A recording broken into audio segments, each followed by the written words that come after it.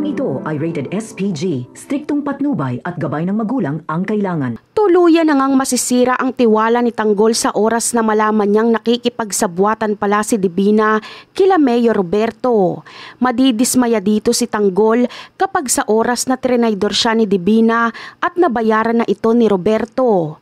Ngunit ang ginawang pagtatraydor ni Divina ay isang malaking pagkakamali niya dahil dito na mawawala ang lahat sa kanya. Samantala, magiging abala nga itong sila Tanggol sa gagawing transaksyon sa pier. Doon kasi magaganap ang palitan ng mga produkto at pera ng pamilya Kwon at pamilya Montenegro. Saksi doon ang pamilya Guerrero na siya namang nagbitbit ng napakaraming tauhan dahil takot sa bantang panganib ni Ramon. Laking pagtataka naman ni Don Gustavo sa dami nilang tauhan na kasama.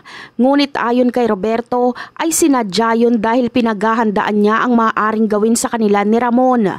Tila ba alam na ni Roberto na may mangyayaring hindi maganda sa mga oras na yon. Kaya naman, ang tanong ng marami ay kung si Roberto nga ba ang nagtip sa mga otoridad na may magaganap na transaksyon sa pier o si Olivia na may planong sirain si Roberto at Miguelito sa media. Ano nga bang mangyayari sa transaksyon na ito nila Ramon? Magtatagumpay nga ba sila laban sa mga otoridad o ito na ang umpisa ng pagbagsak ng mga Montenegro? Kaya pipiliting ipakasal ni Ramon at Don Julio si Tanggol kay Veronica na apo ni Mr. Kwon para masalba pa ang kanilang pamilya. At yan ang aabangan natin sa susunod na episode. Bye!